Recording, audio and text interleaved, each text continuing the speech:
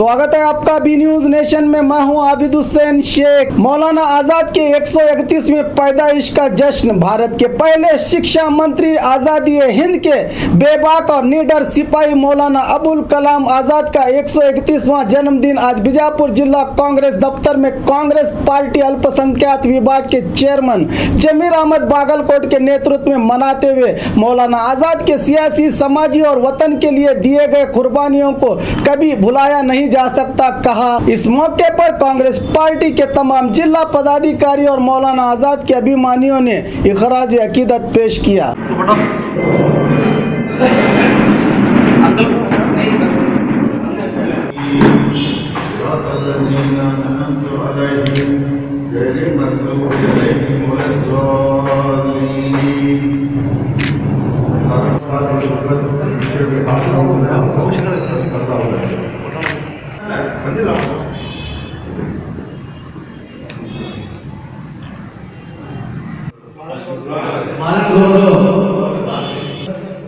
अपने ख्यालात का इज़हार करने के लिए मैं मदद कर रहा हूँ।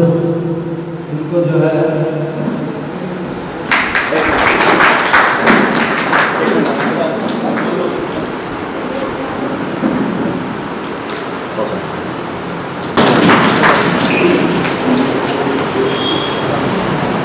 के दौर पर नामजद किया गया है। एक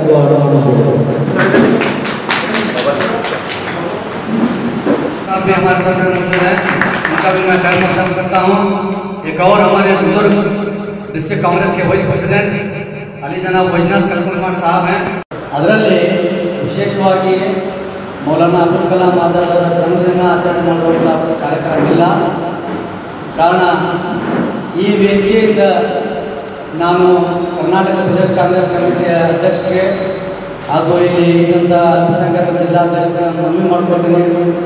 ತಾವು AICC-ವರೆಗೆ ಮುಂದಿನ ವರ್ಷ ಬರುವಂಥ ಪ್ರತಿಯೊಂದು 11ನೇ ನವೆಂಬರ್ಗೆ, ಯಾಕಂದರೆ ಇವರು ರಾಷ್ಟ್ರದ ಪ್ರಥಮ ಎಜುಕೇಷನ್ ಮಿನಿಸ್ಟರ್ ಅಷ್ಟೇ ಅಲ್ಲ, ಅತಿ ಸಣ್ಣ ವಯಸ್ಸಿನಲ್ಲಿ AICC ಅಧ್ಯಕ್ಷರಾದಂಥ ಅವರ ವ್ಯಕ್ತಿ.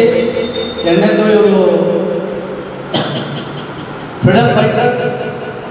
ಕಾರಣ ಇಷ್ಟೇ ಭಾಳ ದುಃಖ ಆಗತ್ತಾ, ಇಲ್ಲಿ ಸಾಕಷ್ಟು ಜನ ನಮ್ಮ ಆಫೀಸ್ ಬೇರೆ ಬಂದಿಲ್ಲ.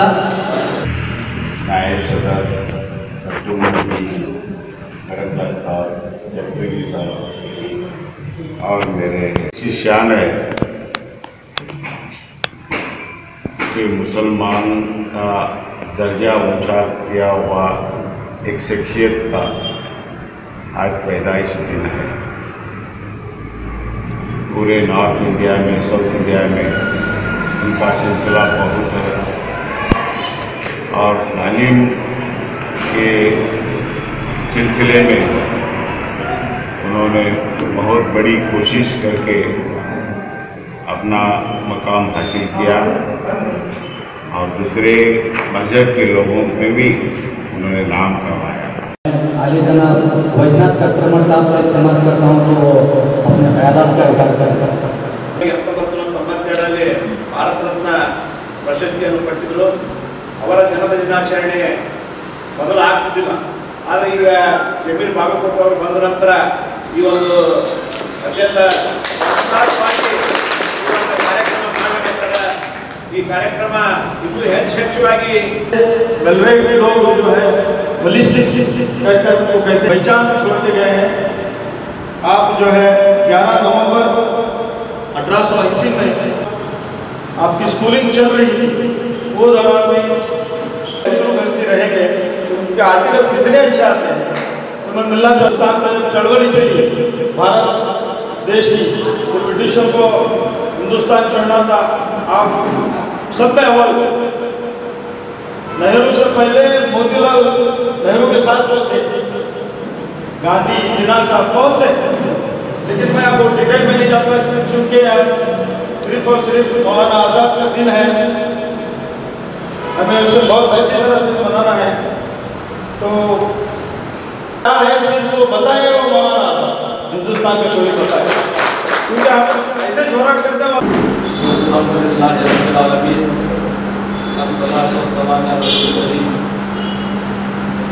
आज के जलसे के मौजूद अजीजों दोस्तों, उसके बाद मौलाना साहब ने ये तस्लीम किया कि मैं सदर बनने के लिए तैयार हूं, लेकिन मेरी एक शर्त है। मौलाना साहब मरहूम ने फरमाया, अगर हिंदुस्तान की तकसीम अगर शर्त है तो मैं सदर बनने के लिए तैयार नहीं हूं। अगर हिंदुस्तान के टुकड़े होने हैं तो मैं हिंदुस्तान का सदर इंडियन नेशनल कांग्रेस का बनने के लिए मैं तैयार नहीं हूं। अगर ये अखंड भारत रहेगा तो मौलाना आजाद इसका सदर बनेगा। आज सदर मौलाना आजाद ने इंडियन नेशनल कांग्रेस के इजलास में कहा कि आज हमें हिंदू संगठन की जरूरत नहीं, आज हमें मुस्लिम संगठन की जरूरत नहीं। आज जो हमारे सामने चुनौती है, जो हमारे सामने जो मुखालिफ ताकत है, उसके खिलाफ जो है इंडियन नेशनल कांग्रेस को मजबूत करने की जरूरत है। इन ख्याल का इजहार उस अजीमुशान इजलास में मौलाना साहब ने किया। लास्ट वक्त में जब हिंदुस्तान का मसौदा तैयार हुआ कि हिंदुस्तान के टुकड़े होंगे, तो मौलाना साहब ने आगे बढ़कर अपना इस्तीफा इंडियन नेशनल कांग्रेस को दिया। अजीजों दोस्तों, हम हिंदुस्तान के लिए जायदाद की कुर्बानी दे सकते हैं, माल की कुर्बानी दे सकते हैं, लेकिन हमारे अजीम रहनुमाओं ने इस हिंदुस्तान के बका के लिए, इस हिंदुस्तान की एकजुटता के लिए हमारे अजीम आत्माओं ने, अजीम महात्माओं ने अपनी जानों की कुर्बानी देकर इस हिंदुस्तान की आजादी को खरीदा है। उन्होंने अपनी जानों को कुर्बान कर दिया, उन्होंने अपनी जानों को वक्फ कर दिया हिंदुस्तान के आने वाली नस्लों के लिए। अजीजों दोस्तों, जायदाद का वक्फ करना, माल का वक्फ करना एक बात है। हमारे अजीम हस्तियों ने, महात्मा गांधी ने, खान अब्दुल गफ्फार खान ने, राजेंद्र प्रसाद ने, B.R. अम्बेडकर साहब ने, इन सब लोगों ने अपनी जिंदगी को वक्फ कर दिया इस कौम के लिए, इस अजीम हिंदुस्तान के लिए।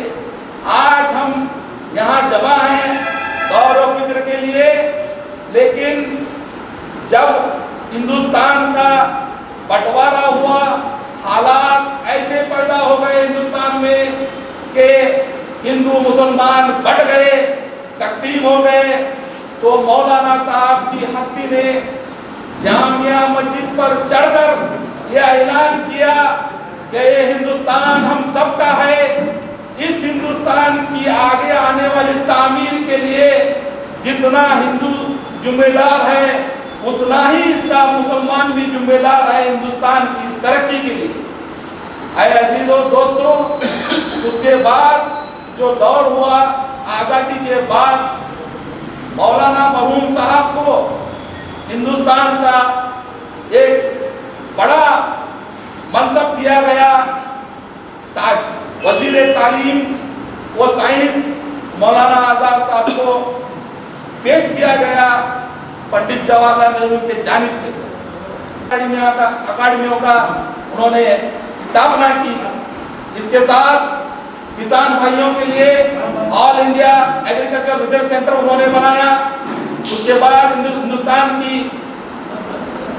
सनदी तरक्की के लिए, इंडस्ट्रियल डेवलपमेंट के लिए all India industrial research centre Maulana Azad साहब ने अपने वहसियत के वजीर तालीम और साइंस के होते हुए उन्होंने उसका स्थापना किया।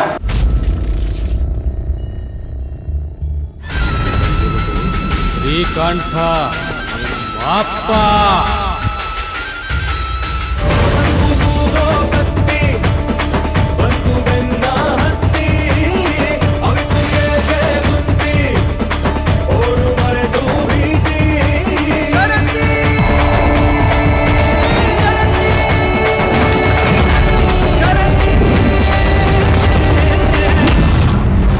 और खबरों के लिए देखते रहिए B news nation. B news nation के लेटेस्ट न्यूज़ों को अपने मोबाइल में देखने के लिए यूट्यूब में बी न्यूज नेशन के चैनल के सब्सक्राइब आइकॉन को दबाएं और फिर बेल आइकॉन को दबाने पर आप लेटेस्ट न्यूज़ों को देख सकते हैं।